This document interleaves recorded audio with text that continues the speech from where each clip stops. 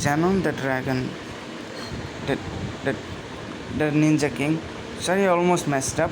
That was the name of my previous channel before the Ninja King. So today we're doing a what if, as you guys have heard from the title.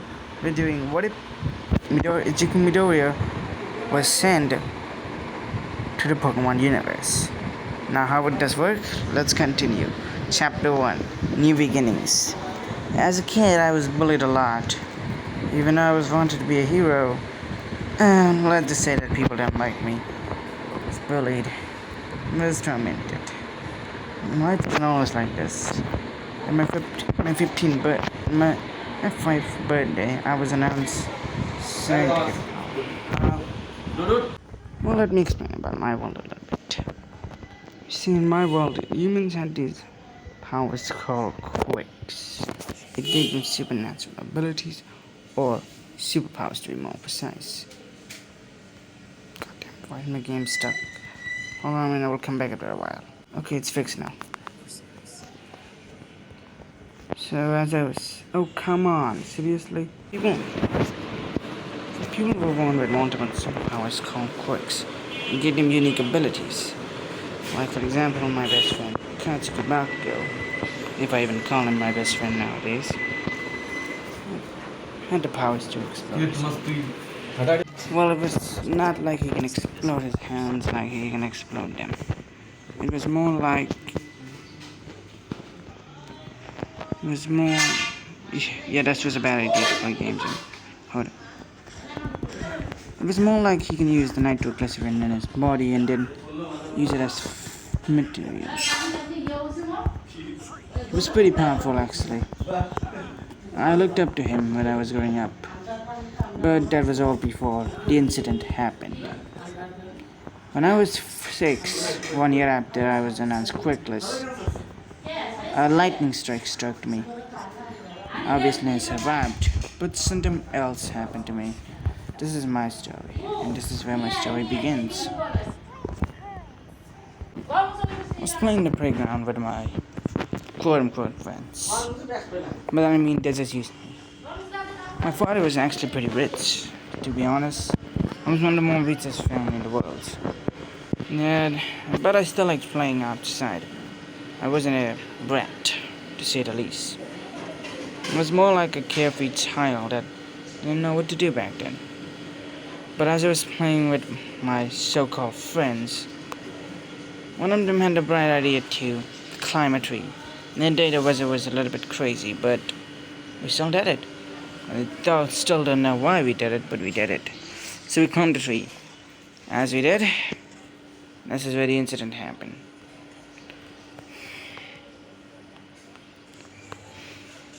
By that I mean, things started to go chaos of my life.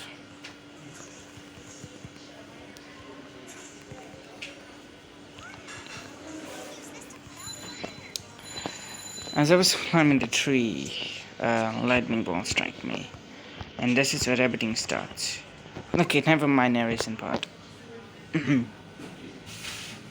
So, as Midoriya was climbing his tree with his so-called friends, yes, I'm still calling them so-called, he was having some fun. So he was climbing the tree. As he was climbing his tree, a lightning bolt struck. There was direct contact with it, so we basically, in other words, he was fried. His burned body just fell down. Actually, not his burned body, but something else fell down. His severed arm. But it was different. What do I mean by being different? By that I mean the rest of his body was gone. As his hand fell down, everybody looked at him like, what the fuck? That kind of face. No one knew what to do. It was like time stopped, then and there. If it wasn't questioning enough who was Midoriya, but I'll let this. That was a very question. As I was saying, let's continue this whatever. So, but this is not what happened to Midoriya. Ingo took Midoriya's arm and funeral was helpful for her, and she thought she could never recover from it. She never did. But let's continue with the story of where we currently are residing. So watch this cutscene until I come back.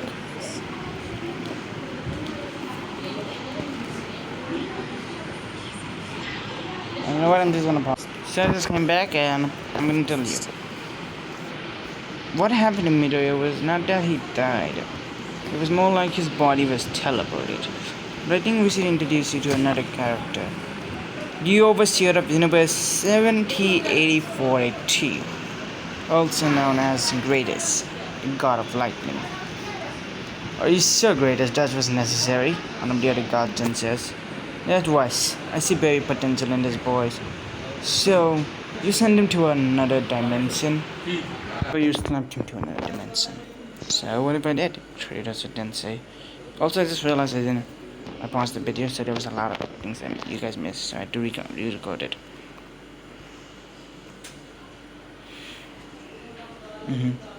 Let me continue. As I was saying, still, that was a little bit weird. Come on. My universe is the only one that has two universes in one. It's technically called dimensions, but yes. Usually there's fusions, but not something like this. But why did you send him? I sent him for one reason. To do good in this universe. We know that what one good kid can do. How about another? That's an excellent idea. Now which reason is there going to be in? Kanto, obviously. So let's start this. As Midoriya wakes up, what seems to be a small, wandering field. The field would be big, but not big enough. To be more precise, it would be not used at all.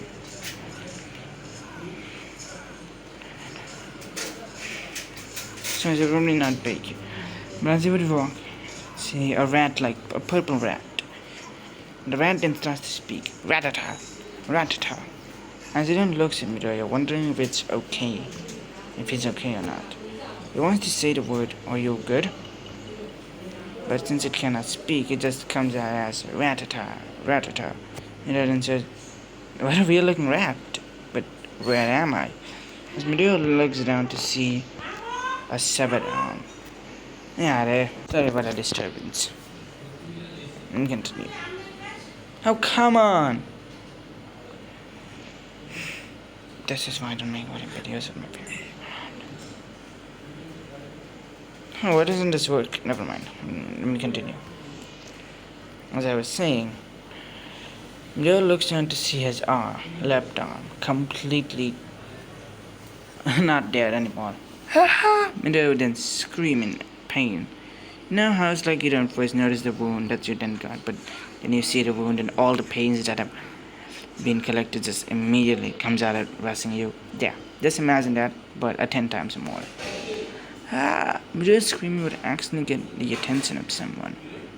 A man wearing a lab coat with what seems to be gray hair. This man comes to Midoriya saying that, "Hey kid, are you okay?"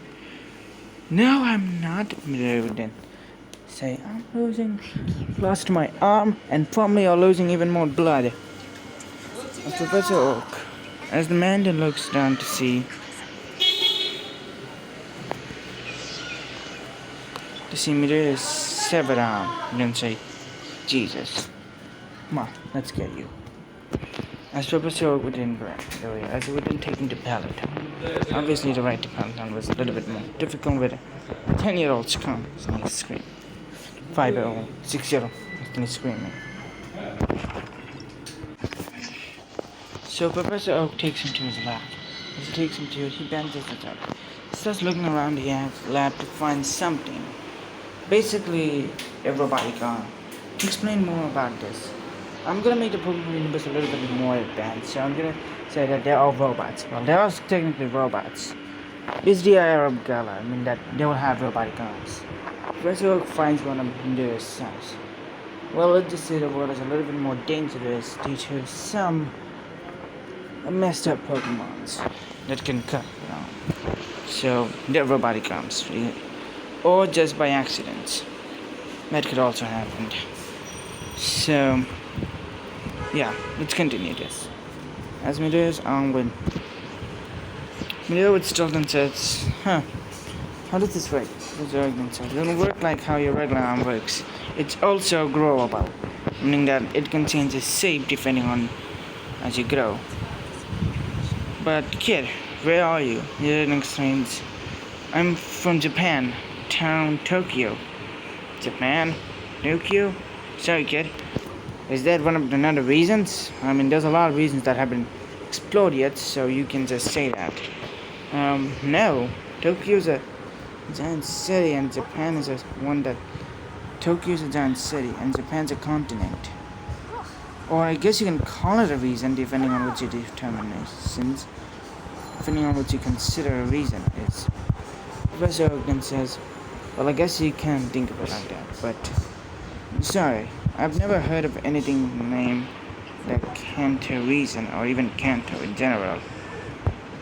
Midori didn't say, after Professor Ogun explained what Kanto was. That is just so weird. You don't know what it is. It might be, but I don't know. Silly like boys. But do you know where your parents are? Probably in Japan.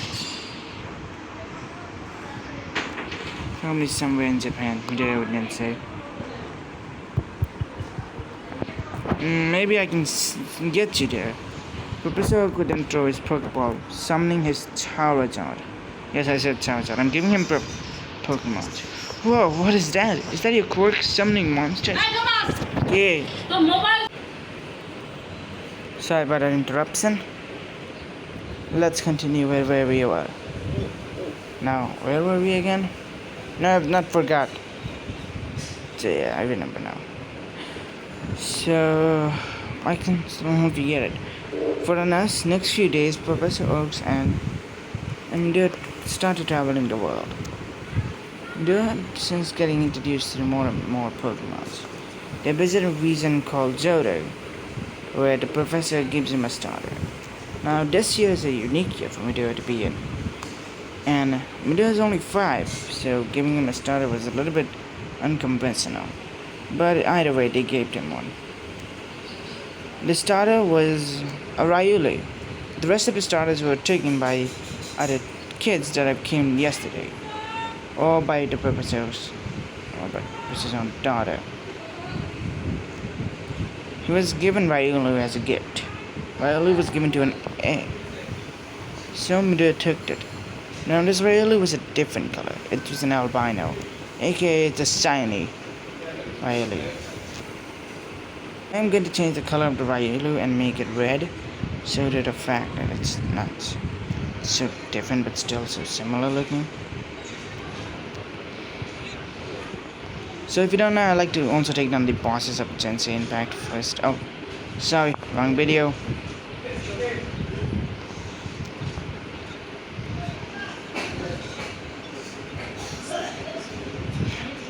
It's kind of hard to focus on both the game and whatever at the same time. So as I was saying, let's continue this. The Ryulu was red. It was kind of a rare color for Ryulu to be. Usually shiny Ryulus are, well, you know, yellow. God, I don't want to make the joke, but it looks like someone peed on him. Yeah, it's kind of funny, but still, hey, Pokemon were different back then. No. Well, time to die, I guess. But never mind.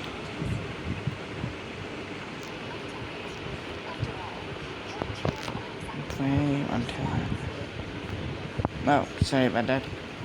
So let's continue. Also, if you're wondering why am I doing like this, the reason is because why not? Dad and I kind of felt like showing you guys something that isn't just a still picture is more better. It's not better as showing you an entire gameplay of something. Come on, no level up yet. Well, let me continue. As I was saying, It was given a value as it's red in color. It had spikes or kind of gold looking. So they looked around for Japan and the closest name that they can find to Japan is the region of Sindorius or Jacarius. It was close to what Meteor described what Japan looks like, but it's not Japan. But suddenly the realization, as they were traveling, Meteor slowly was getting a realization. He kept putting that back, like, no, it can't be right. But they didn't hit him. Meteor thinks that it's either in a different time period, or B, in a different universe. Its home Professor does. He was a little bit surprised since dimensional hopping is kind of not so weird in the Pokemon universe. I mean, Cinnamon already proved that different dimensions exist, so yeah, that's not a big deal. But the Professor then wonders if he can help this kid. And I'm gonna end it up here, even though this was the introduction. And I've decided to name this chapter 1 New Beginnings, because it's literally a new beginning for Midoriya. And I hope to see you in my next video.